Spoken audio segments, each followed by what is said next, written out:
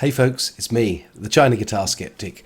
I'm back with another video, this time just on the interim. I will be back soon with another video about the Gibson lawyers debacle and also some news about Milton Guitars as a result.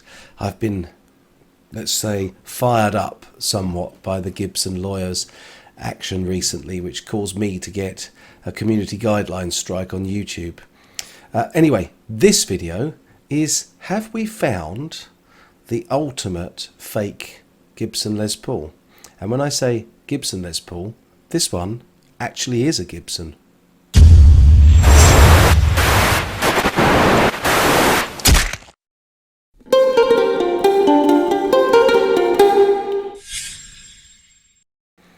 So, what we have here is I've been looking on eBay and I was searching around just for Les Pauls as part of my response to Gibson, and what I came up with was this guitar for 50,000 UK pounds, which is about 80,000 US dollars, there or thereabouts, allegedly owned by John Miles, who's an English writer. Did music was my first love. At least I think he was English. Yep, Jarrow, Tyne and Weir. Yes, so this Les Paul came up, allegedly owned by John Miles, the English performer, who recorded the song Music Was My First Love, and it is allegedly a 1959 USA Les Paul standard, with the original pickups in it, allegedly, and serial number 93182. Now, if you've been around on the My Les Paul forum ever, you'll know that that number is very significant, because not only is it the highest number recorded for a 59 Les Paul standard burst, it's also purported to have been the serial number on Keith Richards' guitar. And when it was upgraded, or I don't know, they did some work on it, the serial number got rubbed out and reused for some reason. Anyway, that can't be this guitar, because Keith Richards' guitar had a Bigsby trem on it and this hasn't, as you will see in a minute. But anyway, this says this guitar was owned by John Miles, made around 1959, and in 75 was bought by a very young John Miles from the Orange Music Shop in Denmark Street, London. He purchased it with the money he received from his hit record Hi Fly. John's been the sole owner of the guitar ever since, and has used it for recording in studios, at live shows and on albums. Through the years, this guitar has been serviced. For example, John had the machine heads changed for Grover machine heads and has replaced the wires. The pickups were on the guitar when John bought it. This is truly a player's guitar to be used and not locked up in a safe. You can see John playing this guitar with Joe Cocker on YouTube. And it comes with a letter from John Miles stating that he owned and played the guitar since he purchased it in 75. And there's been no other owner since. So it definitely can't be the Keith Richards guitar, because that would have been owned. There is an interesting bit here. In the questions and answers on this, hi, I'm interested. The serial number on this guitar indicates it was the last 59 Les Paul ever produced, and that would make it rather unique. Has it ever been authenticated? The answer, interesting, thanks. So, anyway, this is going to be sold off, funny enough, on the 1st of April. How apt is this? But we'll have a little closer look, because I don't think you would expect to get a 1959 burst Les Paul, even in poor condition, for anything like the price that this is here. And so, let's have a little look, closer look. Nice looking guitar, definitely a Gibson.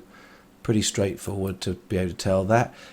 As exactly has been stated, the cloisonne outline is still on the back of the headstock, and also the drill holes have been filled and they've been replaced with Grover tuners.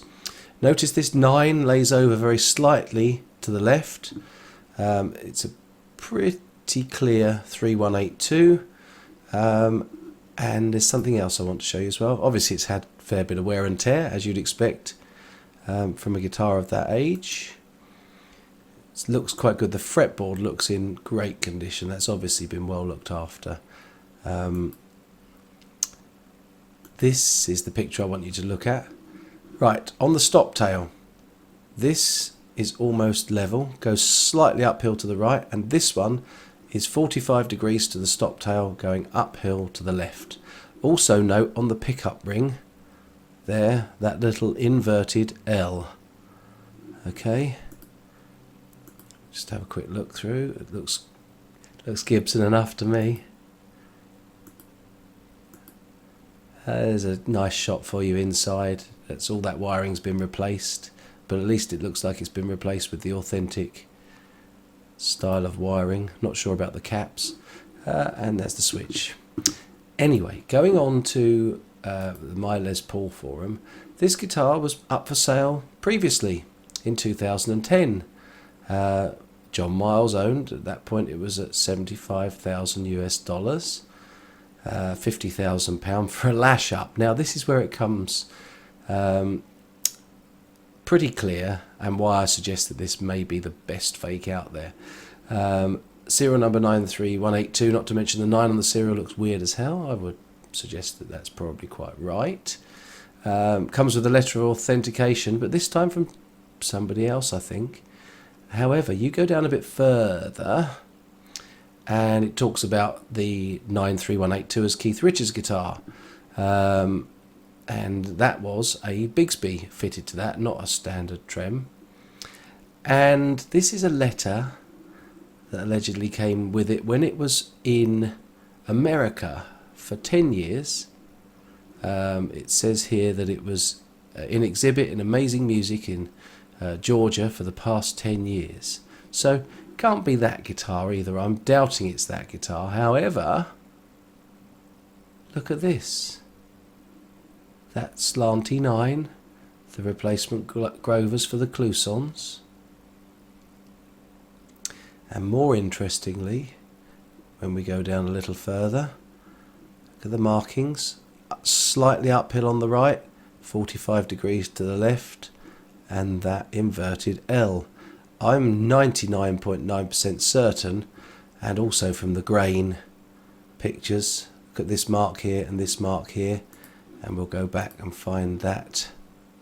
There you go, those two marks on the body. It's the same guitar. So this guitar's been tried and tested and tried to be sold more than once on eBay, and I think we can pretty safely say that this is not a genuine 1959 Gibson Les Paul, but a slightly later 60s Les Paul that has been modified to look like a 59 and to be apportioned the same as a 59. So this has to be a fake serial number. Anyway, I'll let you make your comments. This is just a fun video to fill in. I will be back soon with more information on the Gibson lawyer attack and also on Milton Guitars, because I've really been fired up as a response, and I've been in touch with a good friend of mine, Stephen Chown, and he's been very helpful to me, and I might have some news on the Milton prototype, because I think I've got a fabulous new manufacturer. Plus I've put together a bit of a Gibson Les Paul tribute guitar that I could quite easily have built, and I'm going to show that to you in the next video.